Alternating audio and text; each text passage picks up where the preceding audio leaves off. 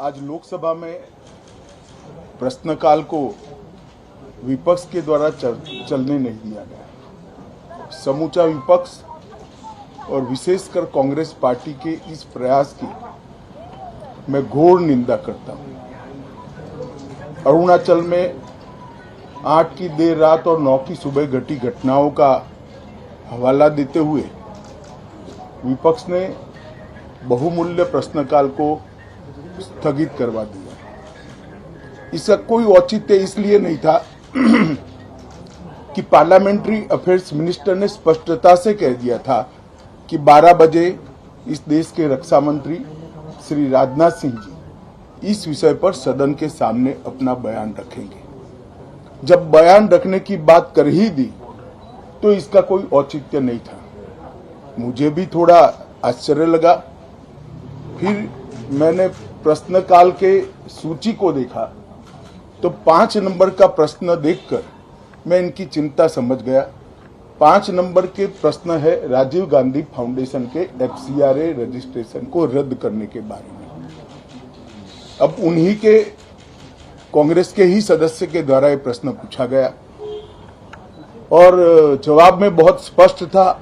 अगर तो मौका देते तो मैं सदन के पटल पर भी बताता कि राजीव गांधी फाउंडेशन को 2005-6 और 2006-07 के वित्तीय वर्ष में चीनी दूतावास से 1,35,00,000 रुपए का अनुदान प्राप्त हुआ था। चूंकि FCRA के कानून और उसकी मर्यादाओं के अनुरूप नहीं था तो नोटिस देकर पूर्णतया कानूनी प्रक्रिया का अनुपालना करते हुए गृह मंत्रालय ने इसका रजिस्ट्रेशन रद्द किया था।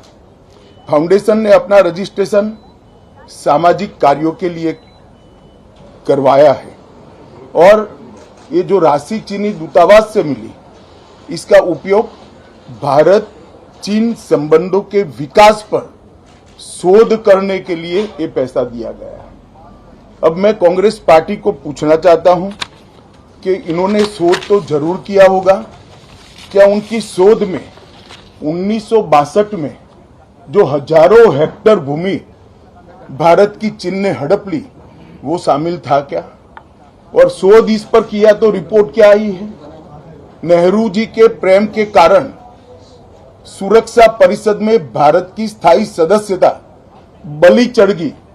इस विषय को उन्होंने शोध का विषय बनाया था क्या? और अगर बनाया था तो इसका नतीजा क्या हुआ? जिस वक्त गलवान के अंदर हमारे सेना के वीर जवान चीनियों से भिड़ रहे थे उस वक्त चीनी दूतावास के अधिकारियों को कौन रात्रि भोज दे रहा था? वो उनकी शोध का विषय था क्या? अगर था तो उसका नतीजा क्या हुआ? जब उनकी सरकार थी तो 2006 में भारत में चीन के दूतावास ने पूरे अरुणाचल और पूरे नेफा पर दावा कर दिया। वो उनकी शोध का विषय था क्या? अगर शोध हुई तो उसका नतीजा क्या हुआ? 25 मई 2007 को चीन ने कांग्रेस के ही मुख्यमंत्री दोरजी खंडू को वीजा देने से इनकार कर दिया क्योंकि ये तो हमारा ही हिस्सा है अरुणाचल। ये भी शोध किया गया क्या? 13 अक्टूबर 2009 को मनमोहन सिंह की अरुणाचल यात्रा पर चीन ने आपत्ति जताई, वो आपने जांच किया है क्या?